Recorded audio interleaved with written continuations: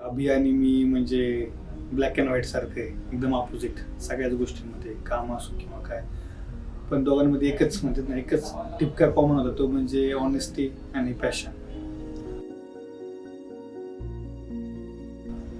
मला असं वाटतं की मागच्या 3 वर्षामध्ये अख्ख्या टीम क्रिएटमध्ये जे काही सगळे लोक आले गेले इन्क्लुडिंग मी, जे काही सगळे लोक आहेत त्यांच्यामध्ये सगळ्यात जास्त पटीने पर्सेंटेजमध्ये जर बदल किंवा ग्रोथ जर कोणाची झाली असेल इन टर्म्स ऑफ म्हणजे as a profession, as a person, ह्यामध्ये मी कायमस्वरूपी एकच वाक्य बोलतो की सगळ्यात जास्त अपग्रेड झाला आहे अभिजित. मी ज्यावेळेस वेबसाईट डिझाईन करत होतो तिथं जो आमचा माने सरांचा माझा तिथं खरा पहिला रेपो बसला. दिवस असा गेलाच नाही की दोघांनी चेष्टा केलेली नाही एकमेकाची किंवा चेष्टा मस्करीतच आमचे काम होतं सगळं. आणि मी भरपूर चेष्टा करतो असं मला वाटतं त्यांची. मला असं वाटतं की जसं की फ्रंट एंड मी करतो म्हणून दिसतं, पण माझे जे कौतुक होत असतं बाहेर किंवा क्रिएटबद्दलचं जे कौतुक होत आलं असतं ते इनडायरेक्टली अभिजितने टीमसोबत मिळून काढलेलं आउटपुटचं कौतुक असतं. तर मला असं वाटतं की मेन आपण जे म्हणतो ना की आपण आधारस्तंभ शब्द वापरतो किंवा एकदम कणा आहे ना, कणा म्हणजे अभिजित. म्हणजे त्यांनी सगळ्या टीमला एकत्र करून ठेवलंय आणि त्याच्यातून एक best of the best possible गोष्टी बाहेर काढत असतो. ऑफिसमध्ये जेव्हा काम करत असतो आम्ही, तर सगळ्यात जास्त गायडन्स मला ज्याचा असतो तो म्हणजे आविदा असतो. कारण की सगळ्यात जास्त जर बघितलं तर आविदा ऑफिसमध्ये इन्व्हॉल्व्ह असतो. जस्ट सांगायचं म्हटलं तर ते कामाचा म्हणजे त्यांच्या कामाचा मला अंदाज लोडचा ज्यावेळेस मला थोडीशी काही कामं शिफ्ट झाली तर त्यांना किती प्रेशर असेल तर याचा मला अंदाज आलेला. भरपूर प्रेशर असतोय. आविदाचा जो इम्पॅक्ट आहे माझ्यावरचा तो खरंच खूप मोठा आहे. कारण की मी त्याच्याकडनं बघत आलो की डिसिप्लिन, एक पॉवर ऑफ डिसिप्लिन काय असते हे मी त्याच्याकडून शिकलोय. की एका गोष्टीवर कन्सिस्टंटली जर आपण काम करत राहिलो तर त्याच्यानी काय लेवल आपण अचीव करू शकतो हे त्याकडे बघून मला समजले वगैरे. सगळ्याच म्हणजे गोष्टींना तोंड देणारा माणूस असं भरपूर मोठा दुवा आहे आणि भरपूर महत्वाचा म्हणजे अविभाज्य घटक आहे क्रिएटचा माने सर. ॲज अ पर्सन म्हणून ॲज अ मित्र तो सगळ्यात पहिला होता. मित्राच्या पुढे जाऊन नातं एकदम भावासारखं झालं. पण आम्ही शेवटी तसेच एकदम घरातल्या भावासारखे झालो की तो मोठा भाऊ आणि मी लहान भाऊ. डेफिनेटली लहान भाऊ आणि मोठ्या भाऊच्या जी निर्णयाची पद्धत असते किंवा कामाची पद्धत असते सेम नसते.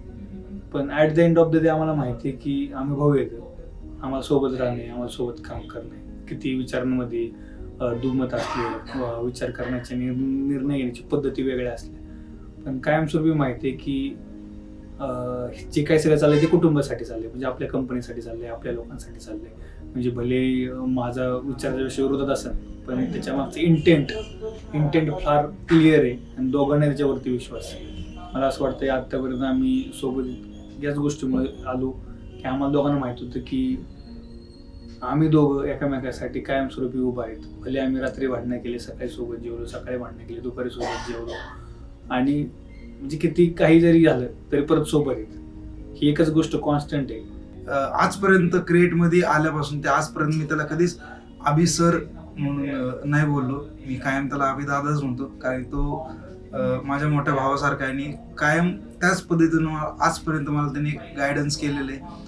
आणि मला नाही वाटत मी त्याला फ्युचरमध्ये कधी अभि सर म्हणून चुकून सुद्धा बोलेल.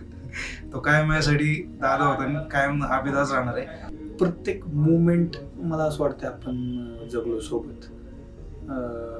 सगळ्या गोष्टी सोबत बघितल्या, पर्सनल असतील, प्रोफेशनल असतील आणि स्पेशली घरात एक तू कुटुंब प्रमुख म्हणून सध्या काम करतोय आणि त्याच टायमिंगला तुला इकडं पण एक प्रमुखाची जबाबदारी अंगावर पडली. म्हणजे एका टाइम नंतर अचानकच काहीच नाही, म्हणजे म्हणजे म्हणतात ना की एक तू नॉर्मल आयुष्य जगत होता, जॉब करत होता, जात होता आणि त्याच्यातच तू थकत होता.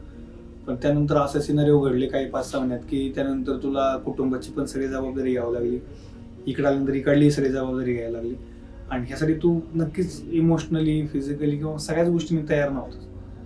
तरी ती गोष्ट तू फारच सुंदरपणे हाताळली, सांभाळतोय आणि खूप चांगल्या पद्धतीने प्रयत्न करतोय.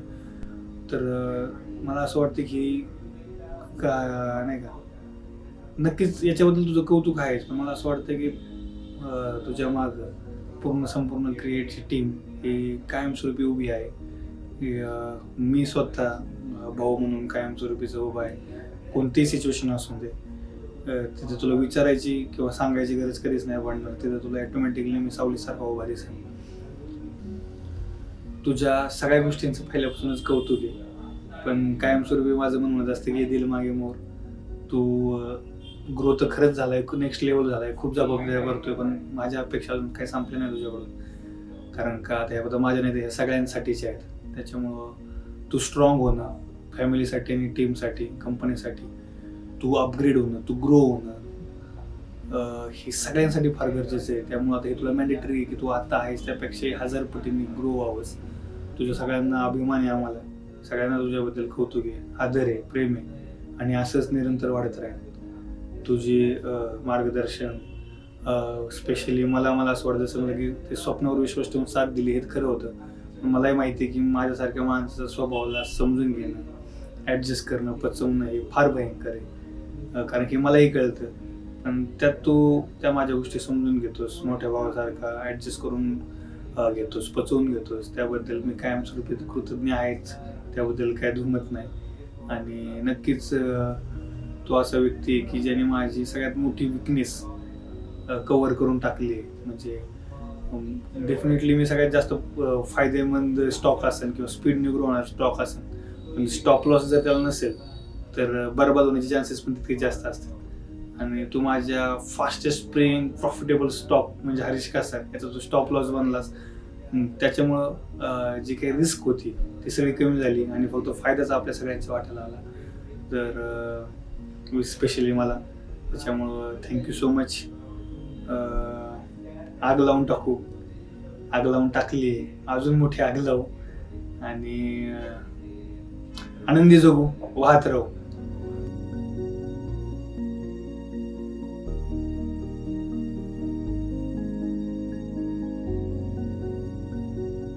फ्युचरमध्ये त्याला शुभेच्छा द्यायचं म्हणलं तर अमिता तू खूप मोठं हो, आणि भलेही मोठा होताना खूप तुझ्या लाईफमध्ये संघर्ष आला किंवा की खूप मोठे प्रॉब्लेम जरी आले तरी आम्ही कायम तुझ्यासोबत खांद्याला खांदा राहून सावलीसारखं तुझ्यासोबत राहणार आहे. आणि लव्ह यू.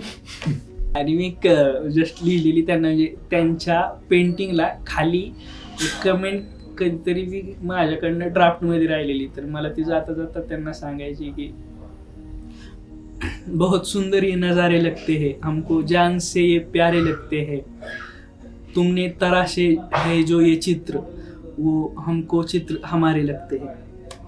आणि लव यार माने सर, तुम्हाला म्हणजे खूप खूप गुड हेल्थ विश करतो मी. आणि ते जे एंड पॉईंट आहे की समाधान आणि आनंद जे आपल्याला तुम्ही शोधताय का तुमचं जे तुम्ही लास्ट विश बघताय, तर ती इतक्या चांगल्या वेळी आणि इतक्या व्यवस्थित लवकर पूर्ण व्हावी तुमची सगळी स्वप्न. आणि तुम्हाला खूप खूप शुभेच्छा आणि लव यू यार माने सर.